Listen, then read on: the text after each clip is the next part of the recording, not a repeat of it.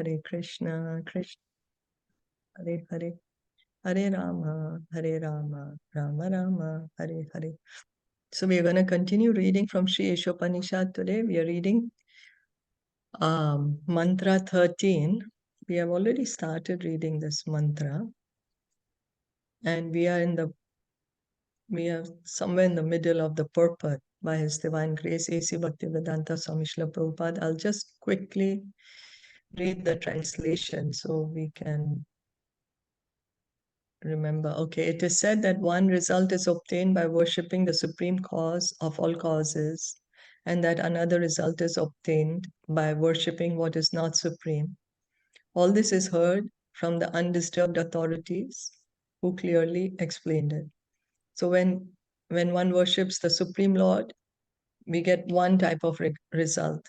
And when we worship someone who is not the Supreme, there's another result. And we need to hear this knowledge from the devotees, one who is not disturbed, one who has perfect knowledge, transcendental knowledge. So that's the pure devotee. We are going to continue reading the conviction that Krishna. Would somebody like to read?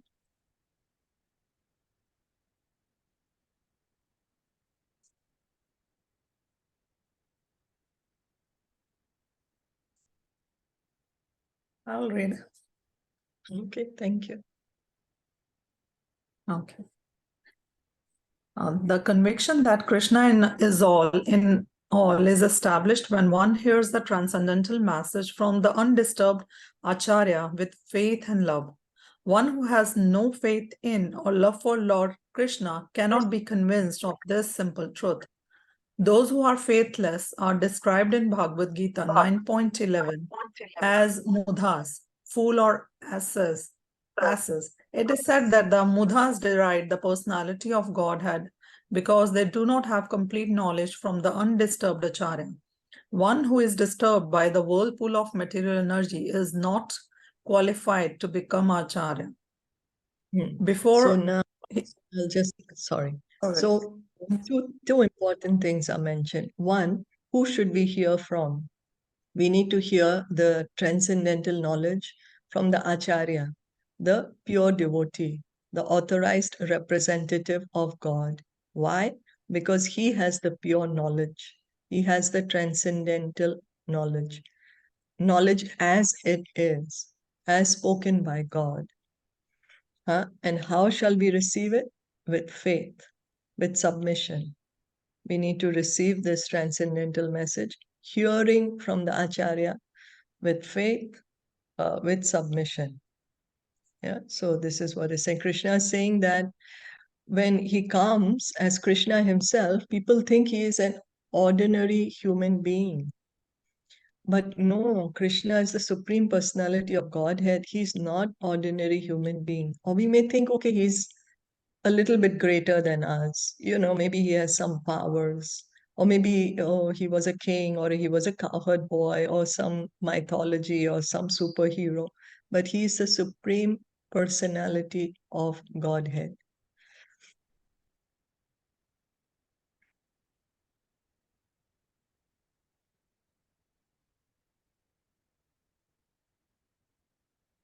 Before hearing the Bhagavad Gita, Arjuna was disturbed by the material whirlpool, by his affection for his family, society, and community.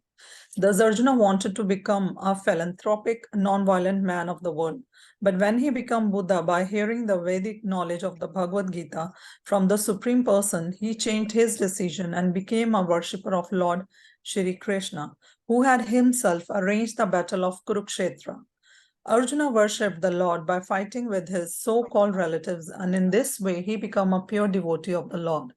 Such accomplishments are possible only when one worships the real Krishna and not some fabricated Krishna invented by foolish men who are without knowledge of the intricacies of the science of Krishna described in the Bhagavad Gita and Srimad Bhagavatam. So Prabhupada is saying the real Krishna, understanding Krishna as he is, not Krishna as we want him to be. we feel that God should fit in a box of our beliefs, of our imagination. But we simply need to understand God as He is.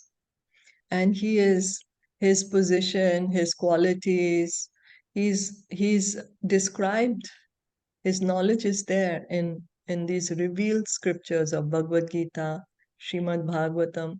So we need to study these scriptures from the pure devotees, like how to study any, say, science, medicine. We are going to the teachers, we are going to the university that is authorized by the education board, that is authorized by the medical board. So we are sure, oh, my child is going to go study in this university.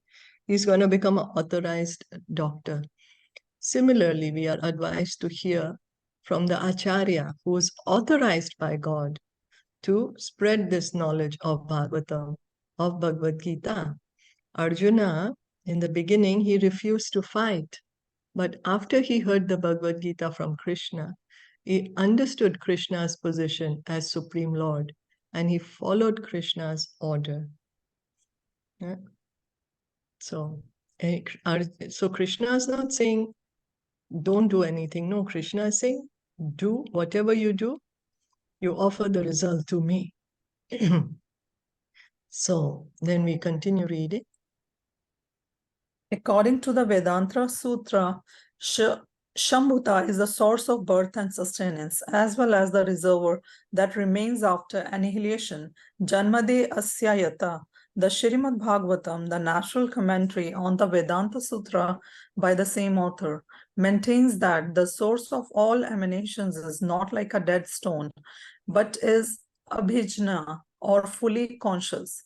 The primeval Lord Shri Krishna also says in Bhagavad Gita 7.26 that he is fully conscious of past, present, and future, and that no one, including demigods such as Shiva and Brahma, knows him fully. Certainly, half-educated spiritual leaders who are disturbed by the tides of material existence cannot know him fully.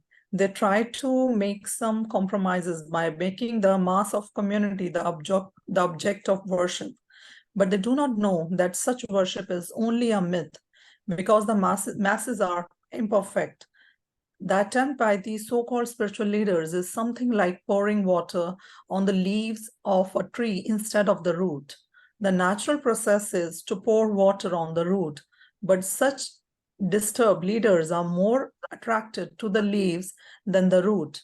Despite their perpetually watering the leaves, however, everything dries up for want of nourishment. So, we understand that when we want to water a plant, we water the root, and automatically the plant becomes healthy, green, nice. We don't water each and every leaf. Similarly, Krishna, the Supreme Personality of Godhead, He is the source of everyone, of everything. By worshipping Him, we are automatically worshipping everyone. By pleasing Him, we are automatically pleasing everyone. This is the point, because we may think, oh, I need to please this one, that one, but how many can we please? We are limited after all. Our our time, our energy is very minute. But by worshipping the Supreme Lord Krishna, we can actually please everyone.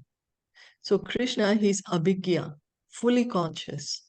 It's not that the source, the origin of everything, of everyone, the absolute truth is unconscious. How can it be? We are parts and parcels of God. So if a part and parcel of God is conscious, that's us. So God is supremely conscious. He's abhigya and he's swarat. He's independent. We get to hear about him from scriptures like Bhagavad Gita, Srimad Bhagavatam. Srimad Bhagavatam is written by Vyasadeva. The Vedanta Sutra is also written by Vyasadeva. The Vedanta Sutra is all the Vedas. The Vedas are very vast. So Srila Vyasadeva, he encoded the Vedas as Vedanta Sutra. which can be expanded. And as a natural commentary to the Vedanta Sutra, he wrote the Srimad Bhagavatam. So the Srimad Bhagavatam is the essence of all the Vedas. All the Vedas are so vast. So to explain to explain the Vedas, Vyasadeva wrote the Vedanta Sutra. To explain the Vedanta Sutra, he wrote the Srimad Bhagavatam. So by studying Srimad Bhagavatam, we can understand the Vedic knowledge. And the very first verse of Srimad Bhagavatam, Shla Vyasadeva explains to us who is the absolute truth. He says, Om Namo Bhagavate Vasudevaya. He begins with this. Om Namo Bhagavate Vasudevaya. I offer my obeisances unto Lord Vasudev, the Supreme Personality of Godhead, the son of Vasudev and Devki. And then he says, Janmadi Asya Yataha, that everything has begun from the absolute truth, and that is Lord Krishna.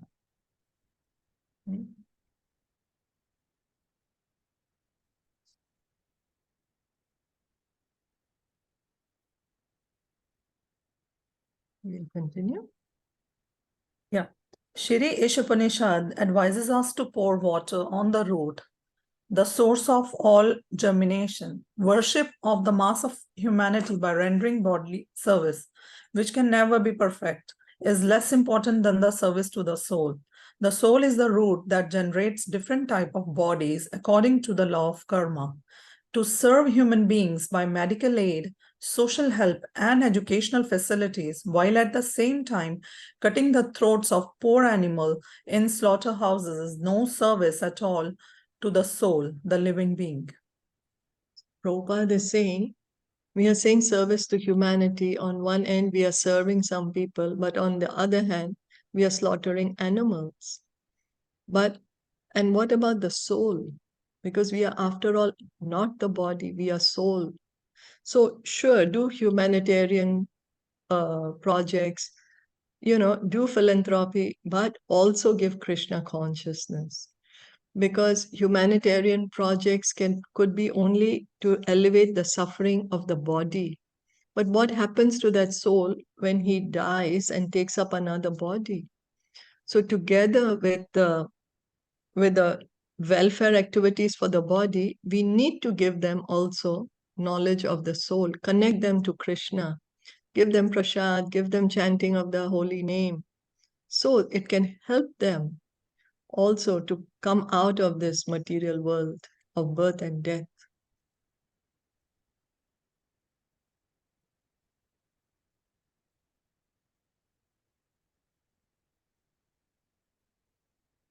The living being is We read that? Okay, no, sorry. The living being is perpetually suffering in different types of bodies from the material miseries of birth, old age, disease, and death. The human form of life offers one a chance to get out of this entanglement simply by re-establishing the lost relationship between the living entity and the Supreme Lord. The Lord comes personally to teach his philosophy of surrender unto the Supreme, the Shambhuta. Real service to humanity is rendered when one teaches surrender to and worship of the Supreme Lord with full love and energy. That is the instruction of Shri Isopanishad in this mantra. So in this mantra, 13 of Sri Isopanishad is saying that we get one result when we worship the Supreme Lord, and we get another result when we are worshipping something that is not supreme. So here, this material world, the nature's laws are birth, death, old age, and disease. So we may try to get so many medicines, so much better comforts of life, so many of these treatments to help us to look younger, but we actually cannot stop birth, death, old age, and disease. No matter how many medicines we have, we still get disease. No matter how many beauty treatments we have, we're still getting old and we're still going to die. Now, why birth is a problem? Birth, because we have forgotten 9 months being in the womb of the mother. And Srimad Bhagavatam speaks that it's not a nice situation where the fire in the mother's stomach is hurting the child, and then there are these worms, and also the journey, the passage, such a narrow passage to come out of the womb. It's a dangerous journey. So birth, death, old age, and disease, these are the real miseries of material life. And we are the soul. We are Sachid Ananda. Our real home is in the spiritual world. And each of us, we are individual soul, and we have a loving relationship with God, a relationship which we have forgotten. We simply have to revive it. And so when we can give others this knowledge, that is the best welfare activity that we can do for anyone, helping them reestablish their relationship with God. It's like, Prabhupada would explain that there is a child, he's forgotten his home. So he's wandering on the street. So someone gives him shelter, someone gives him some food. So his hunger is satisfied for some time. Somebody gives him a warm clothing. So for some time, he's sheltered from the cold. But a man comes and tells him, "My dear boy, why are you loitering around here? I know your father. He's a rich man. Come, I'll take you to his home." And he makes the son meet the father. And the father is so happy. And so he can get as much food as he wants, as much warm clothes as he wants.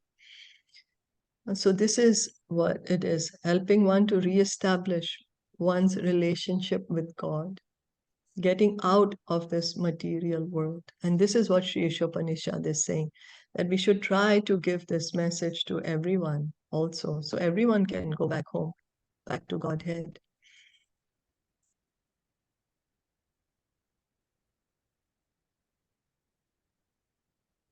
The simple way to worship the Supreme Lord in this age of disturbance is to hear and chant about his great activities. The mental speculators, however, think that the activities of the Lord are imaginary, and therefore they refrain from hearing of them and invent some world jugglery without any substance to divert the attention of the innocent masses of people.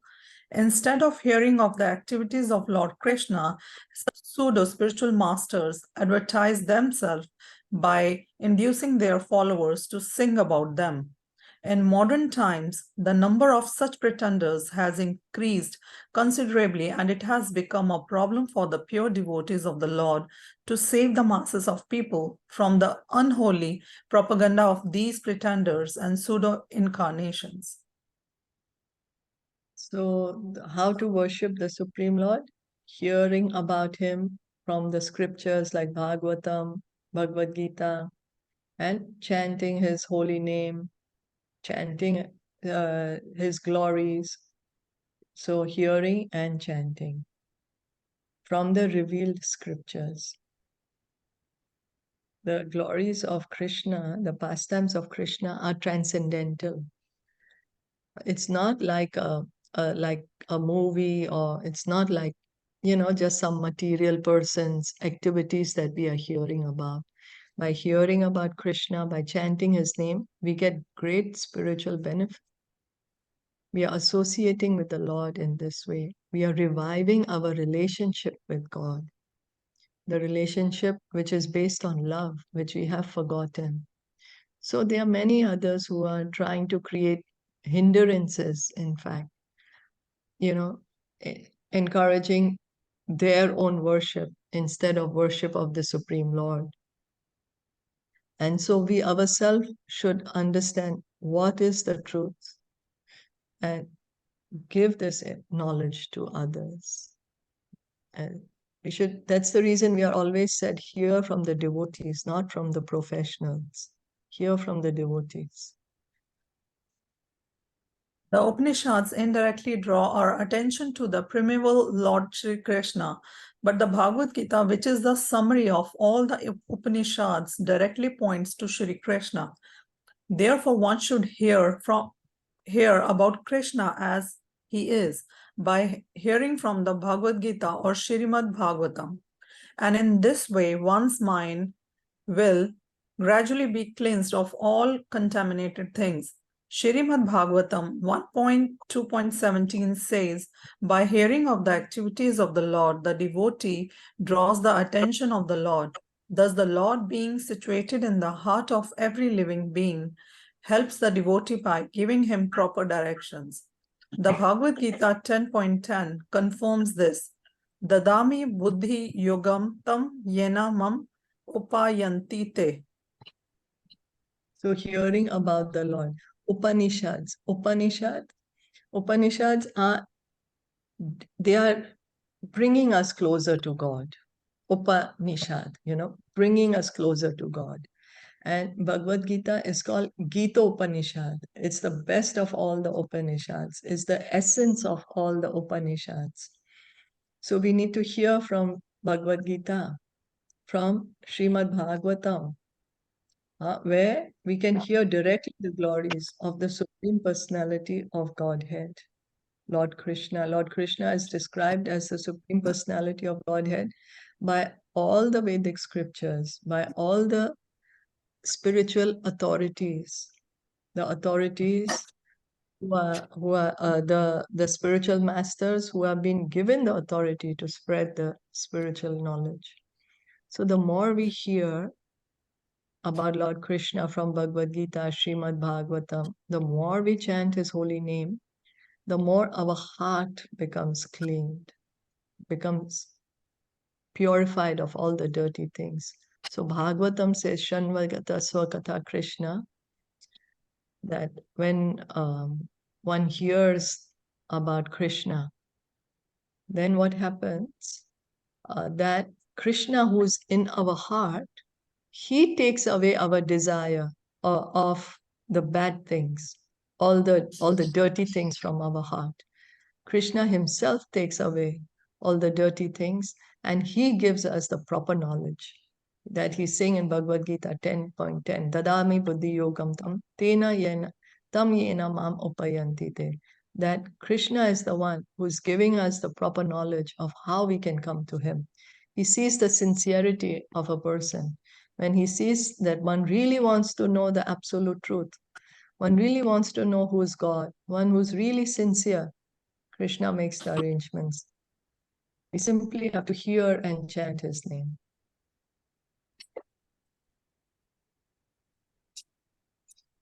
The Lord's inner direction cleanses the devotee heart of all contamination produced by the material modes of passion and ignorance. Known devotees are under the sway of passion and ignorance. One who is in passion cannot become detached from material hankering, and one who is in ignorance cannot know what he is or what the Lord is. Thus, when one is in passion or ignorance, there is no chance of self-realization. However much one may play the part of a religionist. For a devotee, the modes of passion and ignorance are moved by the grace of the Lord. In this way, the devotees become situated in the quality of goodness, the sign of a perfect Brahmana. Anyone can qualify as a Brahmana if he follows the path of devotional service under the guidance of a bona fide spiritual master. Srimad Bhagavatam 2.4.18 also says, Kelatahundra pulinda pulaksha abhira shambhaya vana khashadaya yenecha papa yadapashrayashrayah shudyanti tasme prabhivishnave namaha. any low-born person can be purified by the guidance of a pure devotee of the Lord, for the Lord is extraordinarily powerful. Should I continue? Okay.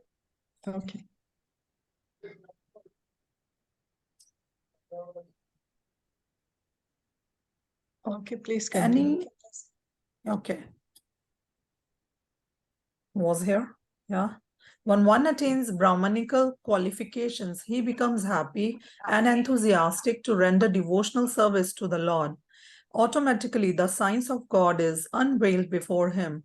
By knowing the science of God, one gradually becomes freed from material attachments, and one doubtful mind becomes crystal clear by the grace of the Lord. One who attains this stage is a liberated soul and can see the Lord in every step of life. This is the perfection of Shambhava as described in this mantra of Shri Isopanishad. So we heard that when we are hearing from Bhagavatam, from Srimad Bhagavad Gita, then Krishna, who's in the heart of every devotee, he's the Paramatma, he is cleaning our heart. And what is he cleaning? He's cleaning all the contamination. Where is the contamination coming from? From the modes of passion and ignorance. So the more we hear from Bhagavatam, Bhagavad Gita, the more our contamination which is coming from ignorance and passion, Krishna cleans it and makes us situated in the mode of goodness, bringing us to the Brahmanical platform. And when one comes to the Brahmanical platform under the guidance of a representative, a bona fide spiritual master, one continues hearing and chanting. One gradually continues hearing and chanting, and Krishna, who's in the heart, he keeps on giving transcendental knowledge to the devotee. So anyone can join the Sankirtana movement. It's not that it's only for a particular section of people or country or gender or community or society. No, all living entities, because each of us has a loving relationship with Krishna.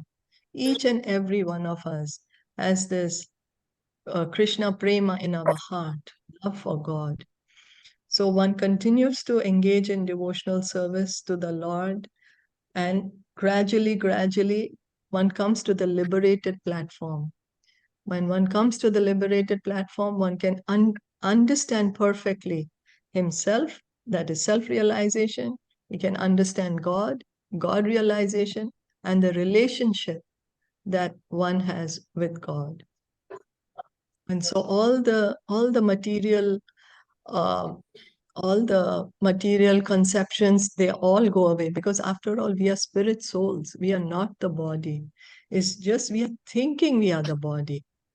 So we can see how by gradually hearing and chanting in the association of devotees under the direction of a bona fide spiritual master, we can come to the highest perfection of human life. So Sri Isopanishad is guiding us towards that.